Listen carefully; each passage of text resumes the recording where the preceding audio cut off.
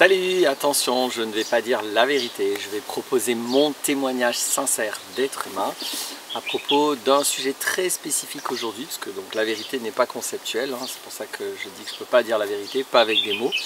Après je vais témoigner de mon expérience sur la question.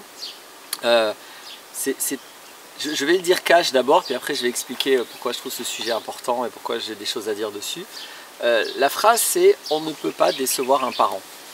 Voilà la phrase que je veux dire, on ne peut pas décevoir un parent. Pourquoi je veux parler de ça? Parce que cette expérience de décevoir des parents, d'avoir déçu des parents, d'avoir peur de décevoir des parents, une expérience assez fréquente que je rencontre fréquemment donc en aidant les personnes depuis 17 ans. Et parfois elle est même carrément fondatrice d'une identité. C'est-à-dire qu'il y a des personnes qui sont identifiées, quand on fait une échelle émotionnelle et qu'on va à leur identité virtuelle, on arrive à quelque chose lié à ça. Je ne peux pas exister si je déçois mes parents ou quelque chose d'approchant, ou juste avant l'identité virtuelle, on a ces vécus-là de peur de décevoir. Donc je pense que c'est quelque chose d'important, puisque ça peut être quelque chose qui va revenir jusqu'à une approche existentielle. Donc ça veut dire qu'il y a des gens qui inconsciemment la plupart du temps, mais des fois consciemment, qui en font un moteur d'existence. C'est-à-dire cette logique de ne pas décevoir les parents, c'est un moteur d'existence. Alors évidemment, avec le phénomène du transfert, ça va se transférer bien au-delà de la relation avec les parents. Ça va se vivre avec le conjoint ou la conjointe, souvent, mais ça peut se transférer bien au-delà dans la vie sociale, dans la vie professionnelle, etc. Les personnes qui sont structurées avec cette logique, j'insiste, c'est conscient ou c'est inconscient, surtout l'origine dans le temps, ça peut être, enfin, oui, on va dire ça, l'origine dans le temps, ça peut être inconscient, mais elles vont transférer ça dans beaucoup de situations, elles vont vivre beaucoup. Donc ça va donner souvent des comportements, les gens vont dire qu'ils n'ont pas confiance en eux, que c'est facile pour eux de faire les choses pour les autres, mais pas quand c'est pour eux, etc., etc. Donc c'est des personnes qui sont en référence externe, qui vont être calés sur l'attention de ce que les autres veulent, de ce dont ils ont besoin, pour ne pas décevoir. Alors le transfert du phénomène, il est très variable, ça dépend des gens. Il y en a qui vont transférer ça dans toutes leurs relations, il y en a pour qui ça va rester localisé finalement dans leur rapport à la famille, etc. Mais ce phénomène-là, pourquoi j'ai le culot de dire on ne peut pas décevoir un parent et à quoi ça sert de dire ça? Évidemment, ça va dépendre, pour être honnête, de la conception que vous avez d'un parent. Ceci dit, je décourage d'avoir une conception qui consiste à donner comme mission à un parent, à une mère, à un père, à un papa, une maman, vous voyez tous les concepts associés. Je décourage d'avoir une conception qui donne la mission d'avoir des telles attentes qu'elle pourrait être déçue. Ce qui me semble une base dans la responsabilité d'un parent, c'est d'accueillir l'enfant à la base tel qu'il est. Et puis après, pour plus tard, une fois que l'enfant est adulte, de continuer à l'accueillir tel qu'il est. C'est une base d'amour, c'est une base de respect.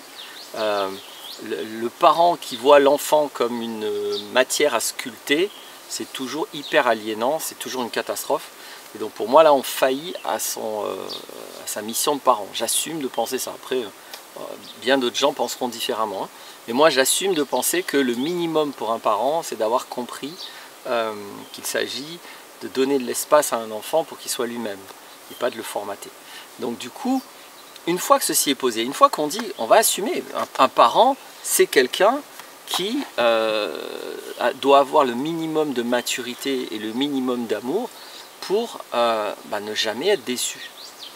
Ça n'a pas de sens. Pour être déçu, il faut avoir des attentes. Pourquoi avoir des attentes envers un enfant alors qu'on est supposé faire rigoureusement le contraire? C'est-à-dire être un parent, c'est rigoureusement le contraire d'avoir des attentes. C'est rigoureusement le contraire, c'est de donner les moyens, les ressources, les transmissions, l'amour, l'affection pour que l'enfant et pour que l'adolescent, puis pour que l'adulte puisse être libre d'être lui-même. Donc là-dedans, il n'y a pas de place pour être déçu. Ça n'a pas de sens. Donc c'est important parce que du coup, c'est pas qu'une phrase comme ça. Ça veut dire que si à un moment donné, je me rends compte que je suis dans l'illusion de pouvoir décevoir les parents, comme si c'était quelque chose de possible, moi je vous invite à considérer que c'est inepte. Si vous pensez ça, c'est qu'il y a quelque chose qui ne va pas avec ces gens que vous appelez des parents. C'est qu'ils ont eu un comportement qui n'est pas celui de parents. C'est ça le problème. Et que si vous vous attendez à ce que des gens qui ne se comportent pas comme des parents, soit votre famille, soit vos parents, il va y avoir énormément de conséquences et ça va entretenir ce système. Donc soit après vous assumez le système et puis bon ok, bah, si vous assumez ça, alors écoutez bien vos parents et faites tout ce que vous disent vos parents. Il faut être clair, hein. Si c'est possible de décevoir les parents, donc demandez à vos parents tout ce qu'il faut faire dans la vie et faites tout ce qu'ils vous disent, qu'on soit clair. Si ce système-là ne vous convient pas, par contre soyez clair, arrêtez de le faire. Ne restez pas le cul entre deux chaises, c'est-à-dire que ça veut dire que ça devient absolument pas tolérable que des gens, parents ou pas, vous disent que vous devez vivre dans la vie et l'idée même de décevoir ça ne doit pas exister. Alors, évidemment, là je ne suis pas en train de parler d'agressivité, de maltraitance, de violence ou d'irrespect, etc. que vous pourriez avoir, vous, envers vos géniteurs. Je ne parle pas de ça. Et c'est en général pas ça le problème que je rencontre, hein. C'est pour ça que j'en parle pas. Décevoir quelqu'un dans le sens où on l'a trahi, où on lui a manqué de respect, etc. Ok. Mais en général, là, le problème, il est ailleurs. Donc évidemment, c'est pas ce dont je parle. C'est tout à fait sain que des parents s'attendent à ce que vous soyez respectueux, que vous ne soyez pas violent, que vous ne soyez pas maltraitant, etc. Mais vous voyez bien que c'est pas ce dont je parle, hein. Je parle de parents qui ne sont pas en train de parler de ce que vous leur avez fait à eux, mais de ce que vous faites dans votre vie, de vos choix, de vos décisions. Alors attention, parce que des fois la nuance, rhétoriquement, elle va être vite renversée. C'est-à-dire des parents vont pouvoir avoir l'impression que vous les décevez, que vous ne faites pas ce qu'il faut, mais en parlant de vos choix, de votre vie, de ce que vous êtes, de vos valeurs, de vos idées. On est bien d'accord que ça n'a rien à voir. Si le sujet c'est vous, vous êtes souverain. Maintenant, si le sujet c'est vos parents et les irrespects que vous avez envers vos parents, là c'est le contraire, c'est eux qui sont souverains. Donc qu'il n'y ait pas d'arnaque, hein, dans mon discours, je parle bien des situations de parents qui, que ce soit à l'âge de l'enfance, à l'âge de l'adolescence ou à l'âge adulte, ont de telles attentes sur vos choix de vie à vous que vous pourriez les décevoir et que vous pourriez chercher à ne pas les décevoir. Surtout, si je le dis de manière brutale, je pourrais dire, mais surtout décevez ces gens, décevez-les.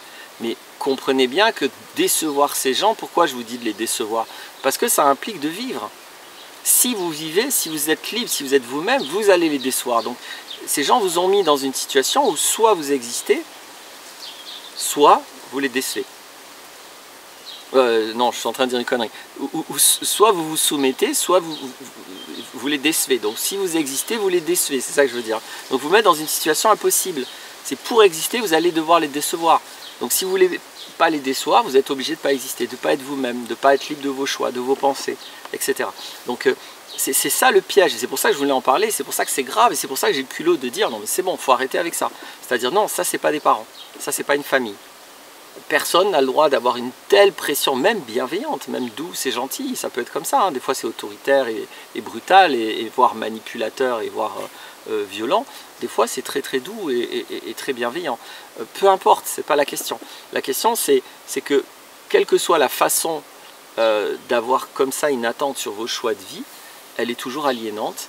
Et si vous en êtes au stade d'avoir peur de décevoir, j'invite à dépasser ce stade et déjà de penser correctement. C'est-à-dire pour moi, ce que j'appelle là en l'occurrence penser correctement, ça va être simplement de se donner le droit d'exister, quoi, c'est tout. Et de se donner le droit de faire des choix dans votre vie. Donc même enfant, alors vous ne pouvez pas faire tous les choix, mais c'est pas mal que vous puissiez être libre de faire vos choix. Alors à l'âge adulte, c'est indispensable si vous accordez un tout petit peu de liberté et de volonté d'être heureux. Voilà simplement ce que je voulais dire. Voilà pourquoi ça n'est pas possible de décevoir vos parents, parce que si vous vivez ça, c'est que ces gens que vous appelez des parents, ce ne sont pas des parents. Et que vous avez intérêt, alors soit à les décevoir, soit en tout cas à considérer que vous vivez votre vie. J'espère que ça aidera, parce que c'est le but. Le réel est plus fort que toi, donc j'essaie de décrire une portion du réel, vous verrez si ça vous aide. A bientôt pour d'autres vidéos.